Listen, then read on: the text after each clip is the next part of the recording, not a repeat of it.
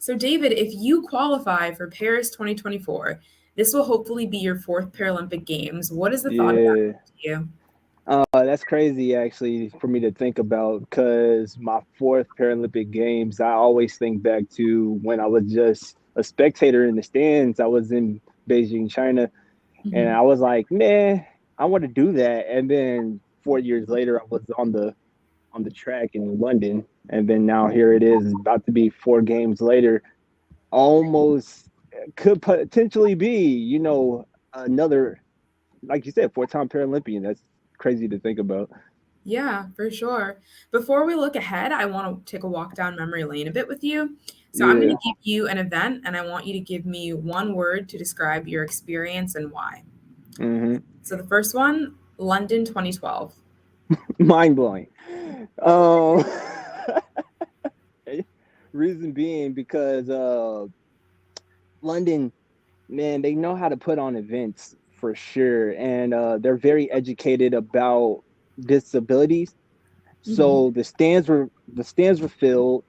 The crowd was spectacular slash crazy, I would say, and crazy in a good way. Like it was super loud, especially for their own hometown athletes.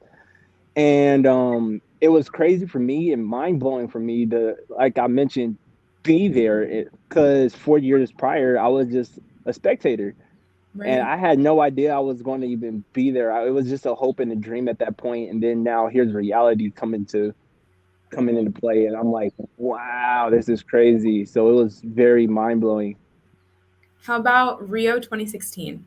humbling, and that's the word that, like I said, come to mind because um it was humbling to win that medal. I had no idea, honestly, I was going to win it. A lot of people say, yeah, you knew you were going to win. I always leave up the probability of, yeah, there was a possibility I could win. I set Mhm. myself up to win.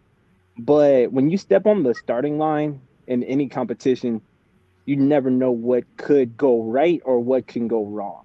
All I Yeah. can do is just get out there and execute.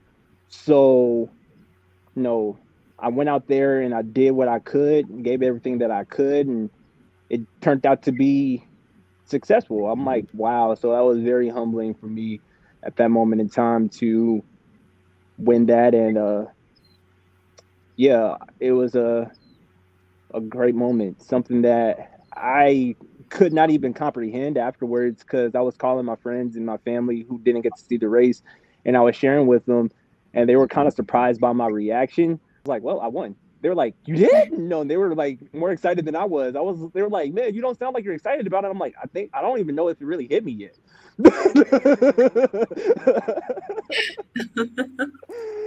Oh, I So love yeah, that. it was one of them things. I was just like, yeah, I mean, it happened, and I'm sitting here with the medal in my hand. Wow. So yeah. What about the Tokyo Games? Oh man, did you say one word? Hmm. Okay, let me think of a good word for that. One word. Uh, I would say that games was it was a blessing, Mm. honestly, and I say that for a lot of reasons. So, of course, just like everybody, the year prior, was hit with COVID, pandemic. I Hmm. was separated from my guide. I did not be live here at the training center anymore, like I was at up until that point. Hmm. So I had to figure out how to be able to train. So I looked into other methods and not only getting into shape comp- competition shape, but to stay in shape, build on top of what I've already had built it to that point. And I got into great shape during that period of time. Like I ended up being able to obtain the level of physical fitness and the body comprehension that I was always told I could reach, Hmm. but I never really understood how to. I found and discovered myself as an athlete because being a blind and visually impaired athlete, running with someone, sometimes you will develop their form and their style of running, or you don't really understand or comprehend. And like I said, this is a sometimes.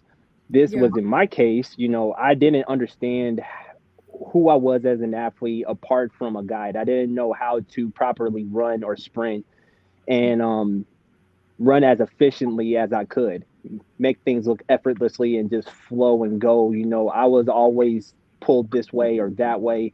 So I didn't really have control over not only my race, but over my technique, over my form. And I was just dragged along and didn't really understand. But during that period of time, I was able to take a step back and find myself and build on top of that.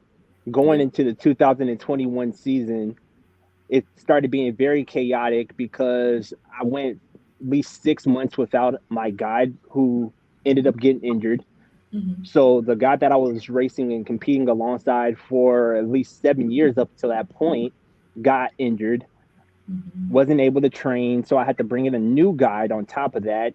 And we brought in actually two new guides on top of that. So now I'm having to train with new guides. And then going into the games, I was not fully prepared. Like even Mhm. going into trials, I wasn't even fully prepared to be in medal potential or medal condition. The fact that I made that team, as I said, it was a blessing because I was very scared and nervous and very unsure about how that whole year was going to even turn out. So the fact that I even made it to the semifinals Mhm. and ended up being disqualified for reasons, but that's a whole second another story. Mhm. Um, it was very it was very much humbling to me, and I was just grateful to be there and blessed to be there.